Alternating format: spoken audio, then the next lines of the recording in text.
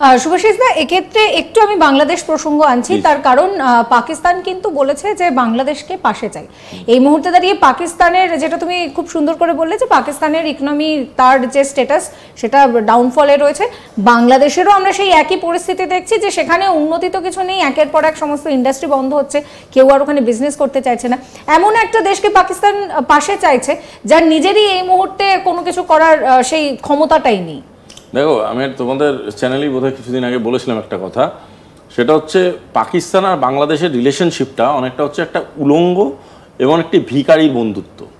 একটা উলঙ্গ সেই ভিখারিকে প্রমিস করছে যে আমি তোমাকে পৃথিবীর সেরা সেরা জামা কাপড়গুলো কিনে এনে দিয়ে গিফট করব। ভিখারি বলছে তুই নিয়ে আয়, কত টাকা লাগবে বলবি আমি দেবো। So this is the relationship between the two. একজনের কোনো ইকোনমিক স্টেবিলিটি নেই, আরেকজন হচ্ছে ইকোনমিক্যালি বাউন্ড অ্যান্ড ডিপেন্ডেন্ট, লোকের কাছে ঘুরে ঘুরে যাচ্ছে, গিয়ে গিয়ে টাকা চেয়ে নিয়ে বাড়ি চলে আসছে। আরেকটা দেশ কি, আরেকটা দেশ হচ্ছে দেউলিয়া হতে হতে হতে হতে এমন একটা জায়গায় যাচ্ছে, কাটরিওয়ালা ইনসান বলে ওদের প্রাইম মিনিস্টারকে চিহ্নিত করে এভরিবাডি। ওদের ফরেন মিনিস্টার যখন ফরেন মিনিস্ট্রির দায়িত্ব নিয়েছিল, ফার্স্ট স্টেটমেন্ট ওকে জিজ্ঞেস করা হচ্ছিল what is your reaction about getting the ministry, ও বলেছিল বহুত দেশ ঘুমনে মিলেগা। মানে this is the mindset of people. এদের নিজের চেয়ারটার প্রতি এরা জানেই না যে কি ধরনের ম্যাচুরিটি দরকার। এরা মনে করছে এটা একটা দারুণ মজার জিনিস, একটা চেয়ার পেয়ে গেছি, একটা পাওয়ার পেয়ে গেছি, দেখাবো। ভাই খুব ভালো কথা, তুমি very powerful at your home, তুমি তোমার বাড়িতে মাস্তানি করো, তুমি বাইরে এসে যখন অন্য লোকের সাথে মাস্তানি করবে না, তাকে সামলাতে গেলে যে শক্তির দরকার, তাকে সামলাতে গেলে যে মাইন্ডসেট দরকার, সেই মাইন্ডসেটটা নিয়ে কিন্তু বাংলাদেশের তরফ থেকে আসিফ নজরুল তিনি খুব অদ্ভুত একটা কথা বলেছেন, বলছেন যে এই ধরনের অ্যাটাক যখন হয় তখন তাহলে ভারতের ইন্টেলিজেন্স কি করছিল, এবং তিনি পরিষ্কার বলেছেন যে এইভাবে যদি অমিত শাহর মদত না থাকতো তাহলে, বা অজিত দোভালের মদত না থাকতো তাহলে এটা হতে পারতো। মানে কি বলছে, কেন বলছে, তার কোনো অর্থ নেই। না, ওই তো ওদের যে বর্দা আছে পাকিস্তান, সে পাকিস্তানের উন্নততর ইরিগেশন প্রোডাক্ট হচ্ছে আফিম। সে আফিম আমার মনে হয় বাংলাদেশে এখন যত পরিমাণে বলো সেটাও ঢুকে গেছে। সঙ্গে শুকনো নেশা যারা করে তাদের মাথার মধ্যে একটা অদ্ভুত অ্যাড্রিনালাইন চলে, বুঝলে তো। এই যে পাকিস্তান যে ঘটনাগুলো ঘটায়, সেই ঘটনাগুলোর মতনই কিন্তু বাংলাদেশে কিছু ঘটনা ঘটাবার চেষ্টা করে, পারে না, আলাদা ব্যাপার। এবং তার জন্য তারা জানেই না কোন সময় কোন স্টেটমেন্ট করা উচিত, কোন সময় কোন স্টেটমেন্ট করার দরকার নেই।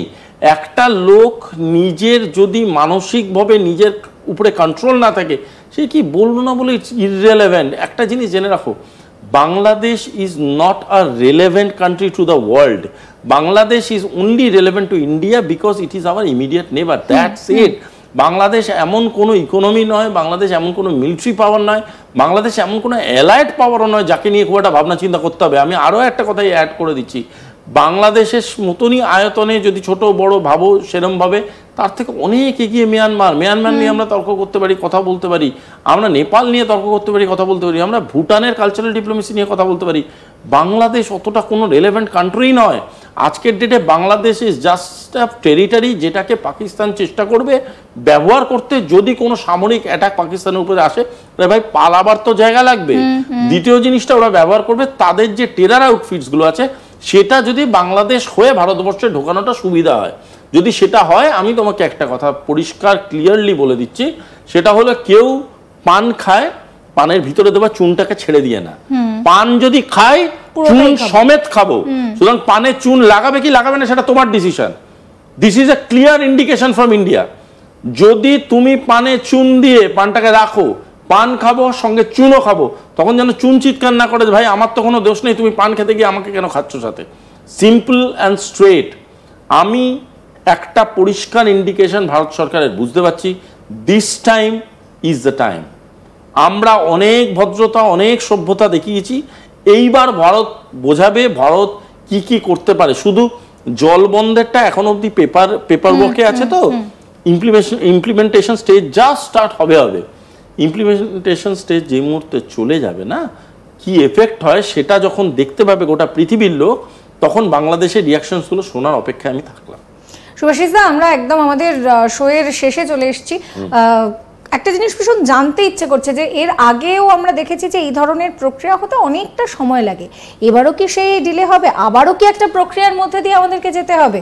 মানে এটা খুব স্বাভাবিকভাবে আমাকে একটু সহজ সরল ভাষায় বোঝাও। দেখো, আমি একটা কথা বলি, হঠকারী সিদ্ধান্ত যারা নেয় তারা অত্যন্ত মানে মাথা মোটা টাইপের মানুষজন হয়, আমার ব্যক্তিগত ধারণা তাই, এবং ডিপ্লোমেসি তো সেটা হয়। প্ল্যানিং না থেকে কোনো কাজে লিপ্ত হতে নেই। ভারতবর্ষ যথেষ্ট প্ল্যান্ড অ্যান্ড স্ট্র্যাটেজিক্যালি ইকুইপড একটা নেশন। তারা যখন কোনো ডিসিশান নিচ্ছে তারা বুঝে শুনে জেনে নিচ্ছে, শুধু তাই না, তার কী কী ইন্টারন্যাশনাল রেপারকেশনস হতে পারে সেটা জেনে নিচ্ছে। তারা এটাও বুঝে নিচ্ছে যে কোন কোন কোন কোন দেশ আমাদের সাথে থাকতে পারে, কোন কোন কোন কোন দেশ কী কী কন্ডিশনস প্রোভাইড করতে পারে, আর কোন কোন দেশের কন্ডিশনস এবং রিপারকেশনস দুটোকে আমরা ব্যালেন্স করতে পারবো। সো অ্যাজ এ হোল গোটা ব্যাপারটা নিয়ে কথা বলা বা গোটা ব্যাপারটা নিয়ে পাওয়ারফুলি অ্যাক্ট করার ক্ষমতা কিন্তু ভারতবর্ষ রাখে। সুতরাং আজকের ডেটে দাঁড়িয়ে কোনো দিনই ভেবো না যে Bharatvarsha without understanding, without discussion বা ভারতবর্ষ উইদাউট এনি প্ল্যানিং এগোচ্ছে। আজকের ডেটে যেই জল চুক্তিটি সাসপেন্ড করেছে সেটা কিন্তু একদিনের ডিসিশন নয়, it's a very long term decision. একটা কথা ভেবে দেখো, এর আগে কিন্তু করেনি, এত কিছু হওয়ার পরেও করেনি, আজকের ডেটে করলো কেন? কারণ ভারতবর্ষ এটার একটা সমাধান সূত্র বলবো না, এটা একটা হার্ড লাইন রেসপন্স চাইছে।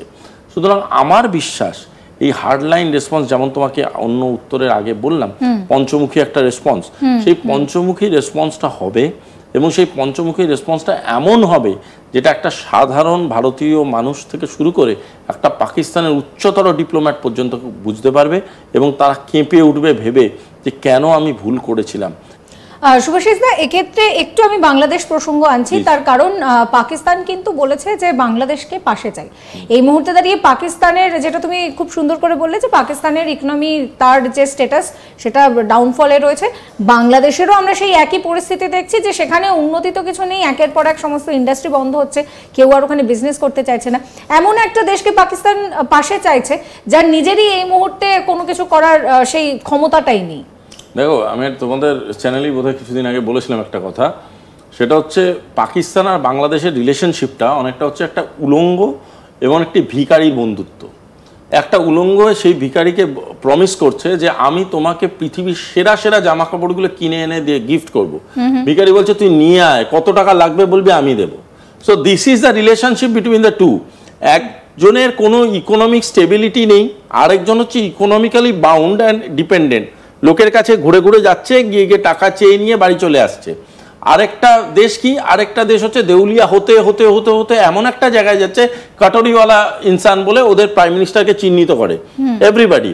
ওদের ফরেন মিনিস্টার যখন ফরেন মিনিস্ট্রির দায়িত্ব নিয়েছিল, ফার্স্ট স্টেটমেন্ট ওকে জিজ্ঞেস করা হয়েছিল what is your reaction about getting the ministry, ও বলেছিল বহুত দেশ ঘুমনে মিলেগা। মানে this is the mindset of people. এদের নিজের চেয়ারটার প্রতি এরা জানেই না যে কি ধরনের ম্যাচুরিটি দরকার। এরা মনে করছে এটা একটা দারুণ মজার জিনিস, একটা চেয়ার পেয়ে গেছি, একটা পাওয়ার পেয়ে গেছি, দেখাবো। ভাই খুব ভালো কথা, তুমি very powerful at your home, তুমি তোমার বাড়িতে মাস্তানি করো,